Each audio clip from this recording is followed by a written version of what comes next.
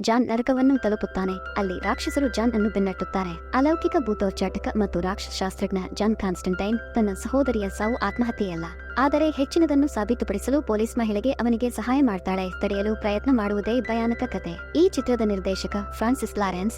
ಈ ಚಿತ್ರದಲ್ಲಿ ಕೀನು ರೀವ್ಸ್, ರಾಚೆಲ್ ವೈಜ್, ಜಿಮನ್ ಹೌನ್ಸವ್ ಮುಂತಾದವರು ನಟಿಸಿದ್ದಾರೆ. ಈ ಚಿತ್ರವು ಫ್ಯಾಂಟಸಿ, ಹಾರರ್, ಮಿಸ್ಟರಿ, ಥ್ರಿಲ್ಲರ್ ಚಿತ್ರವಾಗಿದ್ದು ಈ ಚಿತ್ರದ IMDb ರೇಟಿಂಗ್ 7 ಮತ್ತು ರಾಟನ್ ಟೊಮೊಟೊದಲ್ಲಿ 46% ಸ್ಕೋರ್ ಮಾಡಿದೆ ಮತ್ತು 72% ಆಡಿಯನ್ಸ್ ಸ್ಕೋರ್. ಮೂವಿ ಸ್ಟಾರ್ಟಿಂಗ್ ನಲ್ಲಿ ನಾವು ವೆಪನ್ ಬಗ್ಗೆ ಹೇಳುತ್ತೇವೆ. ಇದನ್ನು ಸ್ಪಿಯರ್ ಆಫ್ ಫೇಟ್ ಎಂದು ಕರೆಯುತ್ತಾರೆ. ಆ ವೆಪನ್ ಯಾರ ಬಳಿ ಇದೆ ಅವನು ಜಗತ್ತನ್ನು ಆಳುವನು ಅಂತ ಎಲ್ಲರೂ ಹೇಳಿದರು. ಆದರೆ ಎರಡನೆಯ ಮಹಾಯುದ್ಧದ ನಂತರ ಆ ವೆಪನ್ ಎಲ್ಲೋ ಕಣ್ಮರೆಯಾಯಿತು. ಅದರ ನಂತರ ಯಾರೂ ಅದನ್ನು ಕಂಡುಹಿಡಿಯಲಿಲ್ಲ. ನಾವು ಮನುಷ್ಯನನ್ನು ನೋಡುವ ನಗರವನ್ನು ನಮಗೆ ತೋರಿಸಲಾಗಿದೆ. ಚರ್ಚ್ ಅನ್ನು ಸ್ವಚ್ಛಗೊಳಿಸುತ್ತಿದ್ದ ಅದನ್ನು ಅಗೆಯುವಾಗ ಬಟ್ಟೆಯಲ್ಲಿ ಸುತ್ತಿದ ವೆಪನ್ ಕಂಡು ಬರುತ್ತದೆ. ಅದು ಸ್ಪಿಯರ್ ಆಫ್ ಫೇಟ್. ಆ ಮನುಷ್ಯನು ಅದನ್ನು ತನ್ನ ಕೈಯಲ್ಲಿ ಹಿಡಿದ ತಕ್ಷಣ ಅವನ ಕೈಯಲ್ಲಿ ಸ್ಟ್ರೇಂಜ್ ಆದ ಮಾರ್ಕ್ ಹಾಕಲಾಗಿದೆ. ಅವನು ಎಲ್ಲಿಂದಲಾದರೂ ಸ್ಟ್ರೇಂಜ್ ಆದ ಧ್ವನಿಗಳನ್ನು ಕೇಳಲು ಸ್ಟಾರ್ಟ್ ಮಾಡಿದನು. ಅವನಿಗೆ ಏನೋ ಸಂಭವಿಸಿದೆ. ಅವನು ತನ್ನ ಪ್ರಜ್ಞೆಯಲ್ಲಿ ಇರಲಿಲ್ಲ. ಅವನು ಅಲ್ಲಿಂದ ಹೋಗಲು ಸ್ಟಾರ್ಟ್ ಮಾಡ್ತಾನೆ. ಆ ಮನುಷ್ಯ ಸ್ವಲ್ಪ ಮುಂದೆ ಹೋದಾಗ ಅವನಿಗೆ ಅಪಘಾತವಾಗಿದೆ. ಆದರೆ ಅವನಿಗೆ ಏನೂ ಆಗಲಿಲ್ಲ. ಆದರೆ ಅವರು ಅಪಘಾತಕ್ಕೀಡಾದ ಕಾರು ಸಂಪೂರ್ಣ ನಾಶವಾಗಿದೆ. ಇಲ್ಲಿಂದ ನಮಗೆ ಲಾಸ್ ಏಂಜಲೀಸ್ ನಗರದ ದೃಶ್ಯವನ್ನು ತೋರಿಸಲಾಗಿದೆ. ಅಲ್ಲಿ ಜಾನ್ ಕಾನ್ಸ್ಟಂಟೈನ್ ಎಂಬ ವ್ಯಕ್ತಿ ಹುಡುಗಿಯಿಂದ ರಾಕ್ಷಸನನ್ನು ತೊಡೆದು ಹಾಕಲು ಕರೆಯಲಾಯಿತು. ಜಾನ್ ವಾಸ್ತವವಾಗಿ ಅತಿಸಾಮಾನ್ಯ ತನಿಖಾಧಿಕಾರಿ. ರಾಕ್ಷಸರನ್ನು ಹೋಗಲಾಡಿಸಬಹುದು ಮತ್ತು ಅವರೊಂದಿಗೆ ಮಾತನಾಡಬಹುದು. ಈಗ ರಾಕ್ಷಸನು ಆ ಹುಡುಗಿಯನ್ನು ಸಂಪೂರ್ಣವಾಗಿ ನಿಯಂತ್ರಿಸಿದ್ದಕ್ಕಾಗಿ ಜಾನ್ ಪವಿತ್ರ ಚಿಹ್ನೆಯನ್ನು ಯೂಸ್ ಮಾಡ್ತಾನೆ ಮತ್ತು ಆ ರಾಕ್ಷಸನನ್ನು ಗಾಜಿನೊಳಗೆ ಬಂಧಿಸಲು ಅವನ ಮಂತ್ರಗಳನ್ನು ಯೂಸ್ ಮಾಡ್ತಾನೆ. ಆದರೆ ಆ ಗಾಜು ಒಡೆದಿತ್ತು. ಇದರಿಂದಾಗಿ ಆ ರಾಕ್ಷಸ ಈಗ ಆ ಹುಡುಗಿಯನ್ನು ಬಿಟ್ಟು ಹೋಗ್ತಾನೆ. ಆದರೆ ಇನ್ನು ಅವನು ಈ ಜಗತ್ತಿನಲ್ಲಿ ಇದ್ದನು. ಇಲ್ಲಿ ನಾನು ನಿಮಗೆ ಹೇಳುತ್ತೇನೆ, ದೆವ್ವ ಅಥವಾ ದೇವತೆ ಇಲ್ಲ ಅಂತ ಈ ರೀತಿಯಲ್ಲಿ ಪ್ರಪಂಚದಲ್ಲಿ ಬರಬಹುದು, ಏಕೆಂದರೆ ಅದು ದೇವರು ಮತ್ತು ದೆವ್ವದ ನಿಯಮಗಳಿಗೆ ವಿರುದ್ಧವಾಗಿತ್ತು. ಅವರು ತಮ್ಮ ಆಡಳಿತವನ್ನು ಮಾಡಿದರು. ರಾಕ್ಷಸ ಅಥವಾ ದೇವತೆ ಇಲ್ಲ. ಅವರ ಅನುಮತಿಯಿಲ್ಲದೆ ಲೋಕಕ್ಕೆ ಹೋಗುತ್ತಿದ್ದರು, ಏಕೆಂದರೆ ರಾಕ್ಷಸರು ಮತ್ತು ದೇವತೆಗಳು ಲೋಕಕ್ಕೆ ಬಂದ ನಂತರ ಒಳ್ಳೆಯ ಅಥವಾ ಕೆಟ್ಟದ್ದನ್ನು ಮಾಡಲು ಜನರನ್ನು ಕರೆದುಕೊಂಡು ಹೋಗುತ್ತಿದ್ದರು. ಆದುದರಿಂದಲೇ ದೇವರು ಮತ್ತು ದೆವ್ವವು ಈ ನಿಯಮವನ್ನು ಮಾಡಿದೆ. ಜಗತ್ತಿನಲ್ಲಿ ವಾಸಿಸುತ್ತಿರುವಾಗ ತಮ್ಮ ಸ್ವಂತ ಇಚ್ಛೆಯಿಂದ ಒಳ್ಳೆಯ ಅಥವಾ ಕೆಟ್ಟ ಕಾರ್ಯಗಳನ್ನು ಮಾಡಲು ಅವರು ಮನುಷ್ಯರನ್ನು ಬಯಸಿದ್ದರು. ಆದ್ದರಿಂದ ಮಾನವರು ತಮ್ಮ ಒಳ್ಳೆಯ ಅಥವಾ ಕೆಟ್ಟ ಕಾರ್ಯಗಳಿಗೆ ಜವಾಬ್ದಾರರಾಗಬಹುದು. ಆದ್ದರಿಂದ ಜಾನ್ ಈಗ ಅದರ ಬಗ್ಗೆ ಯೋಚಿಸಲು ಸ್ಟಾರ್ಟ್ ಮಾಡ್ತಾನೆ.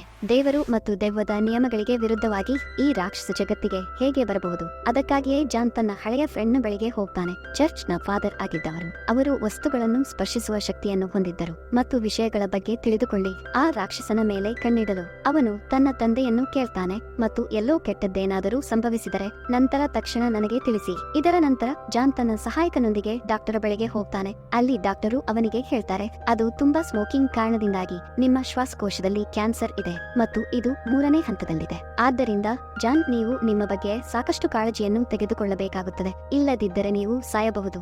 ಆದರೆ ಎಲ್ಲವನ್ನೂ ಕೇಳಿದ ನಂತರ ಜಾನ್ ಹೇಳ್ತಾರೆ, ನನಗೆ ಯಾವುದೇ ಕಾಯಿಲೆ ಇದ್ದರೂ ಇಲ್ಲದಿದ್ದರೂ ನಾನು ಸಾಯುತ್ತೇನೆ.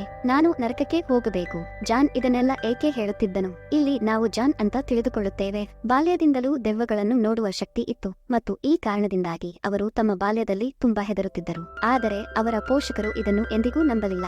ಜಾನ್ ಹುಚ್ಚನಾಗಿದ್ದಾನೆ ಅಂತ ಅವರು ಭಾವಿಸಿದರು. ಆದ್ದರಿಂದ ಅವರು ಚಿಕಿತ್ಸೆ ನೀಡಲು ಸ್ಟಾರ್ಟ್ ಮಾಡಿದರು. ಆದರೆ ಜಾನ್ ಇದೆಲ್ಲದರಿಂದ ತುಂಬಾ ಬೇಸತ್ತಿದ್ದ. ಒಂದು ದಿನ ಅವನು ತನ್ನನ್ನು ತಾನು ಕೊಲ್ಲಲು ನಿರ್ಧರಿಸಿದನು. ಚರ್ಚ್ ನಿಯಮದ ಪ್ರಕಾರ ಇದು ಬಹಳ ದೊಡ್ಡ ಪಾಪವಾಗಿದೆ. ಅಂದರೆ ಒಬ್ಬ ವ್ಯಕ್ತಿಯು ತನ್ನ ಜೀವನವನ್ನು ತೆಗೆದುಕೊಳ್ಳಲು ಸಾಧ್ಯವಾಗಲಿಲ್ಲ. ದೇವರಿಗೆ ಮಾತ್ರ ಈ ಹಕ್ಕಿದೆ ಮತ್ತು ಇದನ್ನು ಮಾಡುವ ವ್ಯಕ್ತಿಯು ನೇರವಾಗಿ ನರಕಕ್ಕೆ ಹೋಗ್ತಾನೆ ಮತ್ತು ಜಾನ್ ಆತ್ಮವು ನರಕಕ್ಕೆ ಹೋಯಿತು. ಆದರೆ ನಂತರ ಡಾಕ್ಟರು ಅವರಿಗೆ ಎಲೆಕ್ಟ್ರಿಸಿಟಿ ಶಾಕ್ ನೀಡಿದರು ಮತ್ತು ಹೇಗಾದರೂ ತನ್ನ ಜೀವವನ್ನು ಉಳಿಸಿಕೊಂಡನು. ಅವನು ಬದುಕಿದ್ದ. ಆದರೆ ಜಾನ್ ತನ್ನನ್ನು ಕೊಂದ ಪಾಪ. ಈಗ ಜಾನ್ ಸತ್ತಾಗಲೆಲ್ಲ ಅವನು ನರಕಕ್ಕೆ ಹೋಗ್ತಾನೆ. ಈ ಅಪಘಾತದ ನಂತರ ಜಾನ್ ತನ್ನ ಆಂತರಿಕ ಶಕ್ತಿಯನ್ನು ತಿಳಿದುಕೊಂಡ ಮತ್ತು ಜಗತ್ತಿನಲ್ಲಿ ವಾಸಿಸುವ ಮೂಲಕ ಅವನು ಮನುಷ್ಯರಿಂದ ದೆವ್ವಗಳನ್ನು ತೆಗೆದುಹಾಕಲು ಸ್ಟಾರ್ಟ್ ಮಾಡಿದನು. ಆದ್ದರಿಂದ ಜಗತ್ತಿನಲ್ಲಿ ವಾಸಿಸುವ ಮೂಲಕ ಅವರು ಒಳ್ಳೆಯ ಕಾರ್ಯಗಳನ್ನು ಮಾಡಬಹುದು ಮತ್ತು ಜನರ ಜೀವಗಳನ್ನು ಉಳಿಸಬಹುದು. ಆದರೆ ದೆವ್ವವು ಜಾನ್ ಬದುಕುಳಿಯುವ ಬಗ್ಗೆ ತುಂಬಾ ದುಃಖಿತನಾಗಿದ್ದನು. ನಂತರ ಅವನು ಪ್ರತಿಜ್ಞೆ ಮಾಡಿದನು, ಜಾನ್ ಸತ್ತಾಗಲೆಲ್ಲ ದೆವ್ವವು ಅವನನ್ನು ಹಿಡಿಯಲು ಜಗತ್ತಿಗೆ ಬರುತ್ತದೆ. ಇದರ ನಂತರ ಜಾನ್ ಚರ್ಚ್ಗೆ ಹೋಗ್ತಾನೆ ಅಂತ ತೋರಿಸಲಾಗಿದೆ. ಅಲ್ಲಿ ಅವನು ಹೆಣ್ಣು ದೇವತೆಯನ್ನು ಭೇಟಿಯಾಗುತ್ತಾನೆ. ಆ ದೇವದೂತನು ದೇವರಿಗೆ ಹತ್ತಿರವಾಗಿದ್ದನು. ದೇವರು ಈಗ ತನ್ನ ಆತ್ಮವನ್ನು ಕ್ಷಮಿಸಿದರೆ ಜಾನ್ ಅವಳಿಗೆ ಹೇಳ್ತಾನೆ, ಏಕೆಂದರೆ ಈಗ ಅವರು ಒಳ್ಳೆಯ ಕಾರ್ಯಗಳನ್ನು ಮಾಡುತ್ತಿದ್ದಾರೆ. ಆಗ ದೇವತೆ ಹೇಳ್ತಾಳೆ, ನಿನ್ನ ಉದ್ದೇಶ ಒಳ್ಳೆಯ ಕೆಲಸವನ್ನು ಮಾತ್ರ ಮಾಡಿ ಸ್ವರ್ಗಕ್ಕೆ ಹೋಗುವುದು. ನೀವು ಇನ್ನೂ ಸ್ವಾರ್ಥಿ ವ್ಯಕ್ತಿ, ತನ್ನ ಉದ್ದೇಶವನ್ನು ಈಡೇರಿಸಲು ಜನರ ಪ್ರಾಣವನ್ನು ಮಾತ್ರ ಉಳಿಸುವವನು. ಇದೆಲ್ಲ ತಿಳಿದ ಜಾನ್ ಕೋಪಗೊಂಡನು. ಅವನು ಅಲ್ಲಿಂದ ಹೋಗ್ತಾನೆ. ಅವನು ಮನೆಗೆ ಹೋಗುತ್ತಿದ್ದಾಗ ಅನೇಕ ಅಪಾಯಕಾರಿ ರಾಕ್ಷಸರು ದಾರಿಯಲ್ಲಿ ಅವನನ್ನು ಆಕ್ರಮಿಸುತ್ತಾರೆ. ಆದರೆ ಜಾನ್ ಅವರೊಂದಿಗೆ ಹೋರಾಡ್ತಾನೆ ಮತ್ತು ಅವರನ್ನು ಕೊಲ್ಲುತ್ತಾನೆ. ಇದರ ನಂತರ ಅವರು ಮಿಡ್ನೈಟ್ ಎಂಬ ವ್ಯಕ್ತಿಯ ಬಳಿಗೆ ಹೋಗ್ತಾರೆ. ಮಿಡ್ನೈಟ್ ವಾಸ್ತವವಾಗಿ ಗಾರ್ಡ್ನಾಗಿದ್ದನು. ಭೂಮಿ ಮತ್ತು ಆಕಾಶದ ಸಮತೋಲನವನ್ನು ಕಾಪಾಡಿದವರು. ಅಂದರೆ ಯಾವ ರಾಕ್ಷಸನೂ ಲೋಕಕ್ಕೆ ಬರಲು ಬಿಡಲಿಲ್ಲ. ಮಧ್ಯರಾತ್ರಿ ನೆಲದ ಮೇಲೆ ವಾಸಿಸುತ್ತಿದ್ದರು. ಜಾನ್ ಮಿಡ್ನೈಟ್ಗೆ ಎಲ್ಲವನ್ನೂ ಹೇಳ್ತಾನೆ. ಆದರೆ ಅವನು ಅರ್ಥ ಮಾಡಿಕೊಳ್ಳುವುದಿಲ್ಲ, ಏಕೆಂದರೆ ಅವನು ರಾಕ್ಷಸರು ಅಥವಾ ದೇವತೆಗಳು ಅಂತ ನಂಬಿದ್ದರು. ದೇವರ ಅಥವಾ ದೆವ್ವದ ಆದೇಶವಿಲ್ಲದೆ ಜಗತ್ತಿನಲ್ಲಿ ಬರಲು ಸಾಧ್ಯವಿಲ್ಲ. ಆಗ ಅಲ್ಲಿಗೆ ಒಬ್ಬ ರಾಕ್ಷಸ ಬರ್ತಾನೆ. ಅವನು ಮನುಷ್ಯ ರೂಪದಲ್ಲಿದ್ದನು, ಆದರೆ ಜಾನ್ ಅವನನ್ನು ಗುರುತಿಸುವುದಿಲ್ಲ. ಅವನೊಂದಿಗೆ ಸ್ವಲ್ಪ ವಾದ ಮಾಡಿದ ನಂತರ ಅವನು ಅಲ್ಲಿಂದ ಹೊರಟು ಹೋಗ್ತಾನೆ. ಇದರ ನಂತರ ಜಾನ್ ಕೆಲವು ಶಸ್ತ್ರಾಸ್ತ್ರಗಳನ್ನು ಹೊಂದಿದ್ದ ತನ್ನ ಫ್ರೆಂಡ್ನ ಬಳಿಗೆ ಹೋಗ್ತಾನೆ. ಅದರೊಂದಿಗೆ ರಾಕ್ಷಸರನ್ನು ಕೊಲ್ಲಬಹುದು. ಅವನು ರಾಕ್ಷಸರನ್ನು ಕೊಲ್ಲಲು ಕೆಲವು ವೆಪನ್ಗಳನ್ನು ತೆಗೆದುಕೊಂಡು ಹೋಗ್ತಾನೆ. ಮತ್ತೊಂದೆಡೆ ಮನುಷ್ಯ. ಮೂವಿ ಸ್ಟಾರ್ಟಿಂಗ್ ನಲ್ಲಿ ನಾವು ನೋಡಿದ್ದೇವೆ, ಯಾರು ಸ್ಪಿಯರ್ ಆಫ್ ಫೇಟ್ ಅನ್ನು ಹೊಂದಿದ್ದರು. ಅವರು ನಿಧಾನವಾಗಿ ಲಾಸ್ ಏಂಜಲೀಸ್ ನಗರದ ಕಡೆಗೆ ಹೋಗುತ್ತಿದ್ದರು. ಸ್ಟ್ರೇಂಜ್ ವೆಂದರೆ ಅವನು ಹಾದು ಹೋಗುವ ಸ್ಥಳದಿಂದ ಎಲ್ಲಾ ಪ್ರಾಣಿಗಳು ಸಾಯುತ್ತಿದ್ದವು. ಆಸ್ಪತ್ರೆಯಲ್ಲಿದ್ದ ಹುಡುಗಿಯನ್ನು ನೋಡ್ತಾನೆ. ಅವಳು ಇದ್ದಕ್ಕಿದ್ದಂತೆ ರೂಫ್ನಿಂದ ಹಾರಿ ಮತ್ತು ಕೊಳದಲ್ಲಿ ಬಿದ್ದು ಅವಳಿಗೆ ಜೀವ ಕೊಡ್ತಾನೆ. ಅದರ ನಂತರ ಹುಡುಗಿಯ ಅವಳಿ ಸಹೋದರಿ ಅಲ್ಲಿಗೆ ಬರುತ್ತಾಳೆ. ಅವಳ ಹೆಸರು ಏಂಜೆಲಾ. ತಂಗಿಯ ಸಾವಿನಿಂದ ತುಂಬಾ ದುಃಖವಾಯಿತು. ತನ್ನ ಸಹೋದರಿ ಇದನ್ನು ಹೇಗೆ ಮಾಡಬಹುದು ಅಂತ ಅವಳು ಯೋಚಿಸ್ತಾಳೆ. ಅವಳು ಚರ್ಚ್ನ ತತ್ವಗಳ ಪರವಾಗಿ ಇದ್ದಳು. ಹಾಗಾದರೆ ಅವಳು ಹೇಗೆ ತಾನೇ ಅಷ್ಟು ದೊಡ್ಡ ಪಾಪವನ್ನು ಮಾಡಿದಳು? ಇದರರ್ಥ ಈಗ ಅವಳ ಆತ್ಮವು ನೇರವಾಗಿ ನರಕಕ್ಕೆ ಹೋಗುತ್ತದೆ. ಏಂಜೆಲಾ ಅವರ ಸಹೋದರಿಯ ಕೈಯಲ್ಲಿಯೂ ಅದೇ ಮಾರ್ಕಿತ್ತು. ಮೂವಿ ಸ್ಟಾರ್ಟಿಂಗ್ ನಲ್ಲಿ ನಾವು ನೋಡಿದ್ದು ಅದೇ ಮಾರ್ಕಿತ್ತು, ಆ ಮನುಷ್ಯನ ತೋಳಿನ ಮೇಲೆ. ಏಂಜೆಲಾ ಈಗ ಸಾಯುವ ಮೊದಲು ತನ್ನ ಸಹೋದರಿಯ ವಿಡಿಯೋವನ್ನು ವೀಕ್ಷಿಸ್ತಾಳೆ. ಇದರಲ್ಲಿ ತನ್ನ ಸಹೋದರಿಯ ಸಾವಿನ ಮೊದಲು ಅವಳು ಜಾನ್ ಕಾನ್ಸ್ಟಂಟೈನ್ ಹೆಸರನ್ನು ಹೇಳಿದಳು. ನಂತರ ಏಂಜೆಲಾ ಜಾನ್ ಬಳಿಗೆ ಹೋಗುತ್ತಾಳೆ. ಆದರೆ ಇಲ್ಲಿ ಜಾನ್ ಏಂಜೆಲಾಗೆ ಸಹಾಯ ಮಾಡಲು ನಿರಾಕರಿಸುತ್ತಾನೆ, ಏಕೆಂದರೆ ಅವನು ತನ್ನ ಸಾವಿನ ಬಗ್ಗೆ ಮತ್ತು ನರಕದ ವಿಷಯದ ಬಗ್ಗೆ ತುಂಬಾ ಚಿಂತಿತನಾಗಿದ್ದನು. ಏಂಜೆಲಾ ತನ್ನ ಮನೆಯಿಂದ ಹೊರಬರಲು ಸ್ಟಾರ್ಟ್ ಮಾಡಿದಾಗ ಅವಳ ಹಿಂದೆ ಕೆಲವು ರಾಕ್ಷಸರು ಇದ್ದುದನ್ನು ಜಾನ್ ನೋಡ್ತಾನೆ. ಏಂಜೆಲಾಳನ್ನು ಅವರು ಫಾಲೋ ಮಾಡುತ್ತಿದ್ದರು. ಆದ್ದರಿಂದ ಅವನು ಬೇಗನೆ ಅವಳ ಹಿಂದೆ ಹೋಗ್ತಾನೆ ಮತ್ತು ಅವಳನ್ನು ಆ ರಾಕ್ಷಸರಿಂದ ರಕ್ಷಿಸುತ್ತಾನೆ. ಈಗ ಜಾನ್ ಅವಳನ್ನು ಬೆಂಬಲಿಸಲು ಸಿದ್ಧನಾಗಿದ್ದನು. ಅವನು ಅವಳ ಸಹೋದರಿಯ ಪ್ರಕರಣದ ಬಗ್ಗೆ ತಿಳಿದುಕೊಳ್ಳಲು ಪ್ರಯತ್ನಿಸುತ್ತಾನೆ. ತನ್ನ ಕೈಯಲ್ಲಿ ಬೆಕ್ಕನ್ನು ತೆಗೆದುಕೊಂಡು ಅವನು ನೀರಿನಲ್ಲಿ ಕಾಲು ಇಟ್ಟು ಕುಳಿತುಕೊಳ್ತಾನೆ. ಹೀಗೆ ಮಾಡ್ತಾ ನರಕವನ್ನು ತಲುಪಿದ. ಅಲ್ಲಿ ಅವನು ಏಂಜೆಲಾಳ ಸಹೋದರಿಯ ಆತ್ಮವನ್ನು ಭೇಟಿಯಾಗುತ್ತಾನೆ. ಹೌದು, ನಾನು ನನ್ನ ಪ್ರಾಣವನ್ನು ತೆಗೆದುಕೊಂಡಿದ್ದೇನೆ ಅಂತ ಅವಳು ಅವನಿಗೆ ಹೇಳ್ತಾರೆ. ಆದರೆ ಯಾಕೆ? ಅವಳು ಹೇಳುವ ಮೊದಲು ನರಕದ ರಾಕ್ಷಸರು ಜಾನ್ ಹಿಂದೆ ಹೋಗ್ತಾರೆ. ಇದರಿಂದಾಗಿ ಕಾರಣ ತಿಳಿಯದೆ ಜಾನ್ ಮತ್ತೆ ಜಗತ್ತಿಗೆ ಬರಬೇಕು. ಮತ್ತೊಂದೆಡೆ ತಂದೆಯಾಗಿದ್ದ ಜಾನ್ನ ಫ್ರೆಂಡ್ ಏಂಜೆಲಾಳ ಸಹೋದರಿಗೆ ಸಂಬಂಧಿಸಿದ ಕೆಲವು ಪುರಾವೆಗಳನ್ನು ಸಿಗುತ್ತೆ. ಆದ್ದರಿಂದ ಅವರು ಏಂಜೆಲಾ ಅವರ ಸಹೋದರಿಯ ದೇಹಕ್ಕಾಗಿ ಆಸ್ಪತ್ರೆಗೆ ಹೋಗ್ತಾರೆ. ಅವನು ಅವಳ ತೋಳಿನ ಮೇಲೆ ಮಾರ್ಕ್ ನೋಡಿದಾಗ ಮತ್ತು ಅವನು ಅವಳ ತೋಳನ್ನು ಹಿಡಿದಾಗ ಅವನಿಗೆ ಏನೋ ಸಂಭವಿಸುತ್ತೆ. ಅಲ್ಲಿ ಅವನು ಸಂಕಟದಿಂದ ಸಾಯುತ್ತಾನೆ. ತಂದೆಯ ಸಾವಿನ ಬಗ್ಗೆ ಜಾನ್ ತಿಳಿದಾಗ ಅವನು ಅಲ್ಲಿಗೆ ಬರ್ತಾನೆ. ತಂದೆ ತನ್ನ ರಕ್ಷಣಾತ್ಮಕ ಲಾಕೆಟ್ ಅನ್ನು ಧರಿಸಲಿಲ್ಲ ಅಂತ ಅವನು ಎಲ್ಲಿ ನೋಡ್ತಾನೆ. ದುಷ್ಟ ಶಕ್ತಿಗಳಿಂದಾಗಿ ಅವನು ಸಾಯುತ್ತಾನೆ. ನಂತರ ಅವನು ತನ್ನ ಕೈಯನ್ನು ನೋಡ್ತಾನೆ. ಅದು ರಕ್ತಸ್ರಾವವಾಗಿತ್ತು. ಅವನು ಅದನ್ನು ನೋಡಿದಾಗ ಅವನು ನೋಡ್ತಾನೆ, ಇದು ಒಂದು ಮಾರ್ಕ್ ಅಂತ. ತಂದೆಯು ಸಾಯುವ ಮೊದಲು ತನ್ನ ಕೈಯ ಮೇಲೆ ಮಾಡಿದ ಏಂಜೆಲಾಳ ಸಹೋದರಿಯ ತೋಳಿನ ಮೇಲೆ ಅದೇ ಗುರುತು.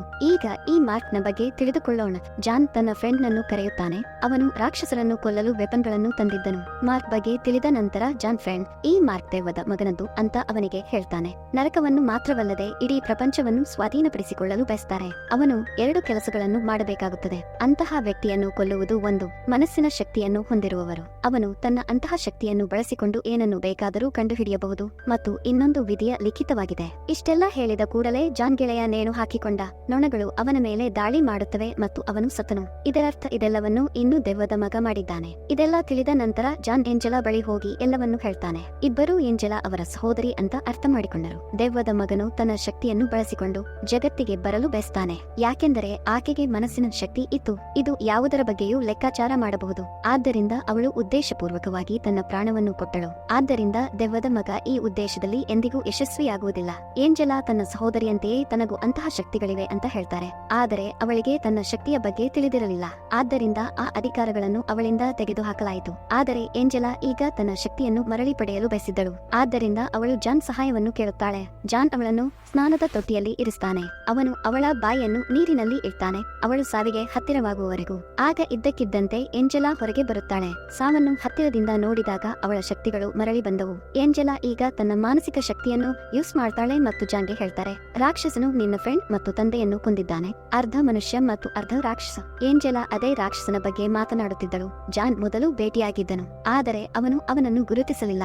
ಎಲ್ಲವನ್ನೂ ತಿಳಿದ ನಂತರ ಜಾನ್ ಆ ರಾಕ್ಷಸನ ಬಳಿಗೆ ಹೋಗ್ತಾನೆ ಮತ್ತು ಅವನ ಮೇಲೆ ಪವಿತ್ರ ನೀರನ್ನು ಸುರಿಯುತ್ತಾರೆ. ಅದರಿಂದ ಅವನು ತನ್ನ ನೈಜ ರೂಪಕ್ಕೆ ಮರಳ್ತಾನೆ ಅಂತ ರಾಕ್ಷಸ ಹೇಳುತ್ತದೆ. ದೆವ್ವದ ಮಗನು ಜಗತ್ತಿನಲ್ಲಿ ಬರುವುದನ್ನು ನೀವು ತಡೆಯಲು ಸಾಧ್ಯವಿಲ್ಲ, ಏಕೆಂದರೆ ಅವನು ವಿಧಿ ಲಿಖಿತವನ್ನು ಪಡೆಯಲಿದ್ದಾನೆ. ಈಗ ದೆವ್ವದ ಮಗ ಏಂಜಲಾಳ ಆತ್ಮವನ್ನು ತೆಗೆದುಕೊಳ್ಳಲು ಬಯಸಿದನು, ಏಕೆಂದರೆ ಅವನು ಏಂಜಲಾಳ ಶಕ್ತಿಗಳನ್ನು ಕಂಡುಕೊಂಡನು. ತನ್ನ ತಂಗಿಯಂತೆ ಹಿಂತಿರುಗಿ ಬಂದಿದ್ದಳು. ಅದಕ್ಕಾಗಿಯೇ ಏಂಜಲಾವನ್ನು ಬಳಸಿಕೊಂಡು ದೆವ್ವ ಈಗ ಜಗತ್ತಿಗೆ ಬರಲು ಬಯಸಿದೆ. ಏಂಜಲಾ ಜಾನ್ ಜೊತೆಯಲ್ಲಿದ್ದಾಗ ನಂತರ ಕಪ್ಪು ಶಕ್ತಿಯು ಬಂದು ಏಂಜಲಾಳನ್ನು ಜಾನ್ನಿಂದ ದೂರ ಮಾಡುತ್ತದೆ. ಅವನು ಅವಳನ್ನು ಉಳಿಸಲು ಸಾಕಷ್ಟು ಪ್ರಯತ್ನಿಸಿದನು, ಆದರೆ ಅವನಿಗೆ ಸಾಧ್ಯವಾಗಲಿಲ್ಲ. ಇದೆಲ್ಲದರ ನಂತರ ಜಾನ್ ಈಗ ಮಿಡ್ ನೈಟ್ ಹತ್ತಿರ ಹೋಗ್ತಾನೆ ಮತ್ತು ಅವನನ್ನು ಅರ್ಥ ಮಾಡಿಕೊಳ್ಳುವಂತೆ ಮಾಡುತ್ತದೆ.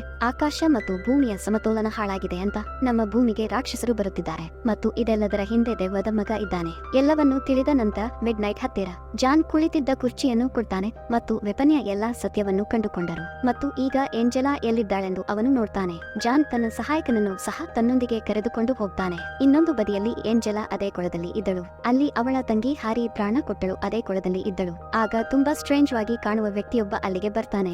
ಏಂಜಲಾ ಹೊಡೆದಳು, ಆದರೆ ಅವನಿಗೆ ಏನೂ ಆಗಲಿಲ್ಲ ಮತ್ತು ಅವನು ಏಂಜಲಾಳನ್ನು ಹಿಡಿದನು. ಏಂಜಲಾ ನಿಂತಿರುವ ಸ್ಥಳದಲ್ಲಿ ಅನೇಕ ರಾಕ್ಷಸರು ಇದ್ದರು. ಏಂಜಲಾಳ ಆತ್ಮವನ್ನು ಮಾನವ ರೂಪದಲ್ಲಿ ತೆಗೆದುಕೊಳ್ಳಲು ಬಂದವರು. ಆದರೆ ಅಲ್ಲಿ ಜಾನ್ನ ಸಹಾಯಕ ನೀರಿನ ತೊಟ್ಟಿಯಲ್ಲಿ ಪವಿತ್ರ ನೀರನ್ನು ಬೆರೆಸ್ತಾನೆ. ಅದರ ನಂತರ ಅವನು ಆ ನೀರನ್ನು ಆ ರಾಕ್ಷಸರ ಮೇಲೆ ಸುರಿಯುತ್ತಾನೆ. ಪವಿತ್ರ ಜಲದಿಂದಾಗಿ ಅವೆಲ್ಲವೂ ಉರಿಯುತ್ತಿದ್ದವು. ಇದರ ಲಾಭ ಪಡೆದು ಜಾನ್ ರಾಕ್ಷಸರನ್ನು ಕೊಲ್ಲುತ್ತಾನೆ. ಅಲ್ಲಿ ರಾಕ್ಷಸನು ಕೊಲ್ಲಲು ಪ್ರಯತ್ನಿಸುತ್ತಿದ್ದಾಗ ಜಾನ್ನ ಸಹಾಯಕ ಬಂದು ಆ ರಾಕ್ಷಸನನ್ನು ಕೊಲ್ಲುತ್ತಾನೆ. ಇದರಿಂದ ಜಾನ್ನ ಪ್ರಾಣ ಉಳಿಯಿತು. ಮತ್ತೊಂದೆಡೆ ಏಂಜಲಾ ಇನ್ನೂ ನೀರಿನ ಕೊಳದಲ್ಲಿದ್ದಳು. ದೆವ್ವದ ಮಗ ಹಿಡಿದಿದ್ದ. ಅವನು ಅವಳನ್ನು ನರಕಕ್ಕೆ ಎಳೆಯುತ್ತಾನೆ. ಅವರು ಏಂಜಲಾಳ ದೇಹಕ್ಕೆ ಬರಲು ಮತ್ತು ಪ್ರಪಂಚಕ್ಕೆ ಬರಲು ಬಯಸಿದ್ದರು. ದೆವ್ವದ ಮಗನ ಪ್ಲಾನ್ ಯಶಸ್ವಿಯಾಯಿತು. ಜಾನ್ ಕೊಳಕ್ಕೆ ಬಂದಾಗ ಏಂಜಲಾ ಈಗ ಸ್ವಾಧೀನಪಡಿಸಿಕೊಂಡಿದ್ದಳು. ಅವಳು ಜಾನ್ ಅನ್ನು ನೋಡಿದ ತಕ್ಷಣ ಅವನ ಮೇಲೆ ದಾಳಿ ಮಾಡುವವರು. ಆದರೆ ಅಲ್ಲಿ ಜಾನ್ ಮತ್ತು ಅವನ ಸಹಾಯಕ ಅವಳನ್ನು ನಿಯಂತ್ರಿಸಲು ಪ್ರಯತ್ನಿಸುತ್ತಾರೆ. ಜಾನ್ ಬಹಳ ಜೋರಾಗಿ ಮಂತ್ರಗಳನ್ನು ಹೇಳುತ್ತಿದ್ದ. ಅದಕ್ಕಾಗಿಯೇ ಅವರು ಕ್ಯಾನ್ಸರ್ನಿಂದ ತುಂಬಾ ನೋವನ್ನು ಅನುಭವಿಸಿದರು. ಆದರೆ ಈಗ ಅವರ ಸಹಾಯಕರು ತಮ್ಮ ಕೆಲಸವನ್ನು ಮುಂದುವರೆಸಿದ್ದಾರೆ. ಇಬ್ಬರು ಏಂಜಲಾಳನ್ನು ಗುಣಪಡಿಸಿದ್ದರು. ಆಗ ಮತ್ತೆ ಕಪ್ಪು ಶಕ್ತಿ ಬಂದು ಜಾನ್ನ ಸಹಾಯಕನನ್ನು ಕೊಲ್ಲುತ್ತದೆ. ಜಾನ್ ಈಗ ಈ ಬಗ್ಗೆ ಕೋಪಗೊಂಡಿದ್ದರು. ಅವನು ಜೋರಾಗಿ ಮಂತ್ರಗಳನ್ನು ಹೇಳಲು ಸ್ಟಾರ್ಟ್ ಮಾಡ್ತಾನೆ. ಆಗ ಅಲ್ಲಿಗೆ ಹೆಣ್ಣು ದೇವತೆ ಬರುತ್ತಾಳೆ, ಏಕೆಂದರೆ ಆ ಸ್ತ್ರೀ ದೇವತೆ ಅಂದುಕೊಂಡಳು. ಮನುಷ್ಯ ಪ್ರತಿ ಬಾರಿ ತಪ್ಪುಗಳನ್ನು ಮಾಡ್ತಾನೆ ಮತ್ತು ಕ್ಷಮೆಗಾಗಿ ದೇವರನ್ನು ಕೇಳ್ತಾನೆ ಮತ್ತು ಈ ವಿಷಯದಲ್ಲಿ ದೇವರು ಅವರನ್ನು ಕ್ಷಮಿಸ್ತಾನೆ. ಆದರೆ ಈ ರೀತಿ ಮಾಡಿದ ವ್ಯಕ್ತಿಗೆ ಶಿಕ್ಷೆಯಾಗಬೇಕು. ಅದಕ್ಕಾಗಿಯೇ ಆ ದೇವತೆ ದೆವ್ವದ ಮಗನನ್ನು ಬೆಂಬಲಿಸುತ್ತಿದ್ದಳು. ಅವಳು ಜಗತ್ತಿನಲ್ಲಿ ಮನುಷ್ಯನಿಗೆ ಶಿಕ್ಷೆಯಾಗಬೇಕೆಂದು ಬಯಸಿದ್ದಳು. ಅದರ ನಂತರ ಅವಳು ಜಾನ್ನನ್ನು ಒಂದು ಕೋಣೆಯಲ್ಲಿ ಲಾಕ್ ಮಾಡ್ತಾಳೆ ಮತ್ತು ಅದೇ ವೆಪನ್ನಿಂದ ಅವಳು ದೆವ್ವದ ಮಗನನ್ನು ಎಳೆಯಲು ಸ್ಟಾರ್ಟ್ ಮಾಡ್ತಾನೆ. ಏಂಜಲಾ ಗರ್ಭದಿಂದ ಹೊರಬಂದೆ. ಜಾನ್ಗೆ ಏನು ಮಾಡಬೇಕೆಂದು ಅರ್ಥವಾಗಲಿಲ್ಲ. ಆಗ ಅವನು ತನ್ನ 2 ಕೈಗಳ ನರಗಳನ್ನು ಕತ್ತರಿಸುತ್ತಾನೆ. ಅವನು ತನ್ನನ್ನು ಕೊಲ್ಲಲು ಪ್ರಯತ್ನಿಸಿದರೆ ಅದು ಅವನಿಗೆ ತಿಳಿದಿತ್ತು. ದೆವ್ವವೇ ಕರೆದುಕೊಂಡು ಹೋಗಲು ಬರುತ್ತಿತ್ತು ಮತ್ತು ಅದು ನಿಖರವಾಗಿ ಏನಾಗುತ್ತದೆ. ದೆವ್ವವು ಜಾನ್ ಬಳಿಗೆ ಬಂದಾಗ ಜಾನ್ ತನ್ನ ಮಗ ಮತ್ತು ದೇವದೂತರ ಕಾನ್ಸ್ಪಿರಸಿಯ ಬಗ್ಗೆ ಹೇಳ್ತಾನೆ. ನಿಮ್ಮ ಮಗ ಜಗತ್ತಿಗೆ ಬರ್ತಾನೆ ಅಂತ ಅವರು ಹೇಳ್ತಾರೆ ಮತ್ತು ಎಲ್ಲೆಡೆ ತನ್ನ ಸರ್ಕಾರವನ್ನು ಬಯಸುತ್ತದೆ. ದೇವರ ದೂತನು ಅವನನ್ನು ಬೆಂಬಲಿಸುತ್ತಿದ್ದಾನೆ. ಎಲ್ಲವನ್ನೂ ತಿಳಿದ ನಂತರ ದೆವ್ವವು ಕೋಪಗೊಂಡಿತು. ಅವನು ತನ್ನ ಮಗನನ್ನು ಏಂಜಲಾಳ ಗರ್ಭದಿಂದ ನರಕಕ್ಕೆ ಕಳುಹಿಸುತ್ತಾನೆ ಮತ್ತು ದೇವತೆಗೆ ಶಿಕ್ಷೆಯಾಗಿ ಅವನು ಅವಳ 2 ರೆಕ್ಕೆಗಳನ್ನು ಸುಟ್ಟು ಅವಳನ್ನು ಸಾಮಾನ್ಯ ಮನುಷ್ಯನನ್ನಾಗಿ ಮಾಡ್ತಾನೆ. ಎಲ್ಲವನ್ನೂ ಸರಿಪಡಿಸಿದ ನಂತರ ದೆವ್ವವು ತುಂಬಾ ಸಂತೋಷವಾಯಿತು. ಜಾನ್ ಸಾಯುವ ಮೊದಲು ಅವನು ತನ್ನ ಕೊನೆಯ ಆಸೆಯನ್ನು ಹೇಳಲು ಕೇಳ್ತಾನೆ. ಅದರ ಮೇಲೆ ಅವನು ನನಗೆ ಬೇಕು ಅಂತ ಹೇಳ್ತಾನೆ. ಏಂಜಲಾಳ ಸಹೋದರಿಯ ಆತ್ಮವನ್ನು ನರಕದಿಂದ ಹೊರತೆಗೆದು ಸ್ವರ್ಗಕ್ಕೆ ಕಳುಹಿಸಬೇಕು, ಯಾಕೆಂದರೆ ಈ ಎಲ್ಲದರಲ್ಲೂ ಅವಳ ತಪ್ಪೇನೂ ಇರಲಿಲ್ಲ. ನಿಮ್ಮ ಮಗ ಅವಳನ್ನು ತನ್ನ ಸ್ವಂತ ಬಳಕೆಗೆ ಬಳಸಿಕೊಳ್ಳಲು ಬಯಸಿದನು. ಎಲ್ಲವನ್ನೂ ತಿಳಿದ ನಂತರ ದೆವ್ವವು ಏಂಜಲಾಳ ಸಹೋದರಿಯ ಆತ್ಮವನ್ನು ನರಕದಿಂದ ಬಿಡುಗಡೆ ಮಾಡ್ತಾನೆ ಮತ್ತು ಅವಳನ್ನು ಸ್ವರ್ಗಕ್ಕೆ ಕಳುಹಿಸ್ತಾನೆ. ಅದರ ನಂತರ ಅವನು ಜಾನ್ ಅನ್ನು ಎಳೆದು ನರಕಕ್ಕೆ ಕರೆದೊಯ್ಯುತ್ತಾನೆ. ಆಗ ಜಾನ್ನ ಮೃತದೇಹ ಸಿಕ್ಕಿ ಹಾಕಿಕೊಳ್ಳುತ್ತದೆ. ಅದಕ್ಕಾಗಿ ಸ್ವರ್ಗದ ಬಾಗಿಲು ತೆರೆಯಲಾಯಿತು, ಏಕೆಂದರೆ ಜಾನ್ ಯಾವುದೇ ದುರಾಸೆ ಇಲ್ಲದೆ ಏಂಜಲಾಳ ಸಹೋದರಿಯ ಆತ್ಮವನ್ನು ಕಳುಹಿಸಿದ್ದನು. ಈ ಸದುದ್ದೇಶದಿಂದಾಗಿ ಸ್ವರ್ಗದ ಬಾಗಿಲುಗಳು ಅವನಿಗಾಗಿ ತೆರೆಯಲ್ಪಟ್ಟವು. ಇದರ ಮೇಲೆ ದೆವ್ವವು ತುಂಬಾ ಕೋಪಗೊಳ್ಳುತ್ತಾನೆ. ಅವನು ಜಾನ್ನ ಕ್ಯಾನ್ಸರ್ ಅನ್ನು ಕೊಂದು ದೀರ್ಘಾಯುಷ್ಯಕ್ಕಾಗಿ ಅವನನ್ನು ಶಪಿಸ್ತಾನೆ ಮತ್ತು ನೀವು ಮತ್ತೆ ಜಗತ್ತಿನಲ್ಲಿ ನಿಮ್ಮ ಜೀವನವನ್ನು ಸ್ಟಾರ್ಟ್ ಮಾಡ್ತೀರಿ ಅಂತ ಅವರು ಹೇಳ್ತಾರೆ. ನಿಮ್ಮ ಆತ್ಮದಲ್ಲಿ ಪಾಪಗಳನ್ನು ಮಾಡುವ ಮೂಲಕ ನೀವು ಸತ್ತಾಗ ಆಗ ನಿನ್ನನ್ನು ಕರೆದುಕೊಂಡು ಹೋಗಲು ಖಂಡಿತ ಬರುತ್ತೇನೆ ಮತ್ತು ನೀವು ನನ್ನೊಂದಿಗೆ ನರಕಕ್ಕೆ ಹೋಗುತ್ತೀರಿ. ಇಷ್ಟೆಲ್ಲ ಹೇಳಿದ ಮೇಲೆ ದೆವ್ವ ತನ್ನ ಲೋಕಕ್ಕೆ ಮರಳಿತು. ಅವನ್ ಜಗತ್ತಿನಲ್ಲಿ ಸಿಗರೇಟ್ ಸೇದುವಾಗ ಜಾನ್ ಅದನ್ನು ನಿಲ್ಲಿಸ್ತಾನೆ. ನಂತರ ಅವನು ಏಂಜಲಾಳ ಬಳಿಗೆ ಹೋಗಿ ಸ್ಪಿಯರ್ ಆಫ್ ಫೇಟ್ ಅನ್ನು ಮರೆಮಾಡಲು ಹೇಳ್ತಾನೆ. ಆದ್ದರಿಂದ ಯಾರೂ ಅದನ್ನು ಮತ್ತೆ ದುರುಪಯೋಗಪಡಿಸಿಕೊಳ್ಳಲು ಸಾಧ್ಯವಿಲ್ಲ. ಅವನು ತನ್ನ ಸಹಾಯಕನ ಸಮಾಧಿಗೆ ಹೋಗ್ತಾನೆ, ತನ್ನ ಆತ್ಮವನ್ನು ಅಲ್ಲಿ ನೋಡ್ತಾನೆ. ಅವನ ಮುಂದೆ ದೇವತೆಯಾಗಿ ಆಕಾಶದಲ್ಲಿ ಹಾರುತ್ತಿದ್ದ ಜಾನ್ ತನ್ನ ಜೀವನದ ಉದ್ದೇಶವನ್ನು ಅರ್ಥ ಮಾಡಿಕೊಂಡನು. ಅವನು ಒಳ್ಳೆಯ ಕೆಲಸ ಮಾಡಬೇಕಷ್ಟೇ, ಅದಕ್ಕೆ ಪ್ರತಿಯಾಗಿ ಅವನಿಗೆ ಸ್ವರ್ಗ ಸಿಗುತ್ತದೆ. ಆದ್ದರಿಂದ ನಿಮ್ಮ ಜೀವನದಲ್ಲಿ ಯಾವಾಗಲೂ ಒಳ್ಳೆಯ ಕೆಲಸವನ್ನು ಮಾಡಿ. ಈ ಮೆಸೇಜ್ ದೊಂದಿಗೆ ಸಿನಿಮಾ ಇಲ್ಲಿಗೆ ಮುಗಿಯುತ್ತದೆ. ಫ್ರೆಂಡ್ಸ್, ಈ ವಿಡಿಯೋ ನಿಮ್ಗೆ ಇಷ್ಟ ಆಗಿರಬಹುದು ಅಂತ ಅಂದುಕೊಳ್ಳುತ್ತೇನೆ.